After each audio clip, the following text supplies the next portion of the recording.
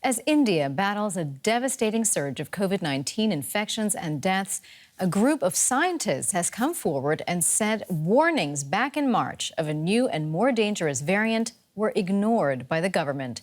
Hospitals continue to be overwhelmed by the crisis, and India's vaccine rollout is being hampered by a shortage of shots.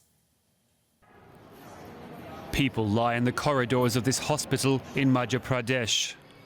Those with a bed are hardly better off without oxygen. Relatives can only watch as their loved ones run out of breath. We haven't got any oxygen at all now. That's why I've put her in a prone position, so that she can feel some relief. I asked the hospital, but they can't give me any because they don't have it either. Precious oxygen is delivered to this hospital in Delhi under police escort. But it comes too late. Supplies ran out about an hour earlier. 8 people died waiting. We told them that we are doing the best we can despite the lack of oxygen and what was about to happen. We begged them to arrange oxygen from anywhere they can. Medical supplies are flying in. From Germany, ventilators, and from Russia, vaccines. Once a vaccine exporter, India is now desperate for imports. Several states have run out of vaccines, even as the inoculation campaign expands to all adults. Those who get a shot know they're among the lucky ones.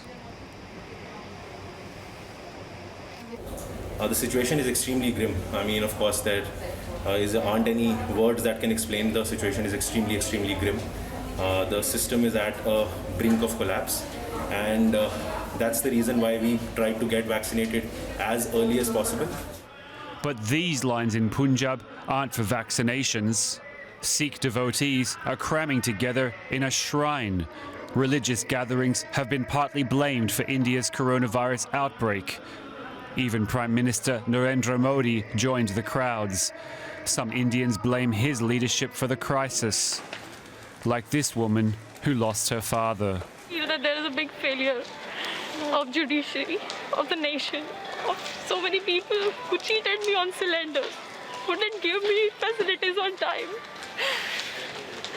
And my father couldn't get anything on time. Everything got delayed, everything. Across India, anger burns like so many funeral pyres. We're joined now by our correspondent, Manira Chowdhury in Delhi. Manira, some heartbreaking scenes that we just saw there. And meanwhile, we're also hearing reports that a group of scientists, in fact, that advised the Indian government warned that a new and more dangerous virus variant was discovered, and this was back in March, and yet the government ignored their warnings, apparently. What more can you tell us about this?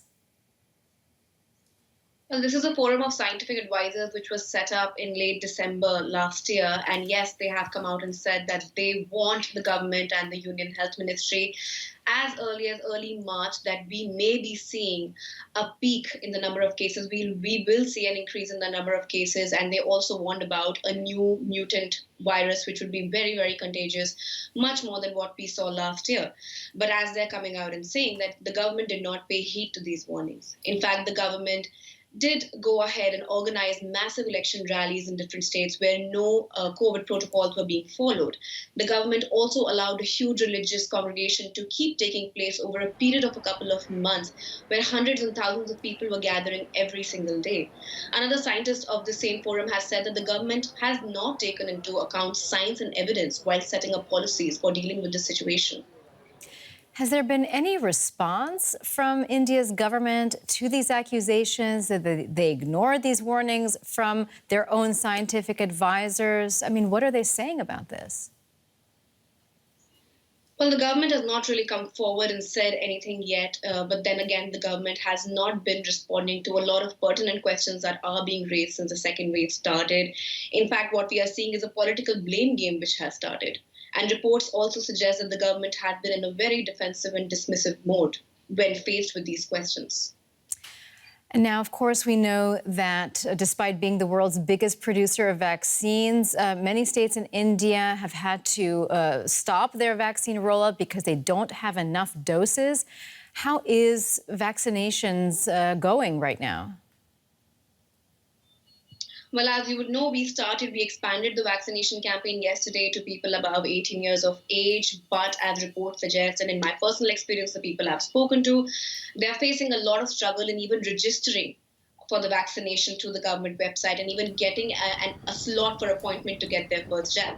The center is saying that they are in talks reportedly with the vaccine manufacturers to ramp up the production. They're saying that they are actually ramping up the production now, and that the government is also saying they are providing states with a sizable amount of vaccine doses. But the fact that multiple states are coming forward and saying that they have to put a hold on this campaign because they do not have enough number of doses speaks volume of the current desperate situation. DW's Manira Chowdhury in Delhi, thank you. We appreciate your reporting.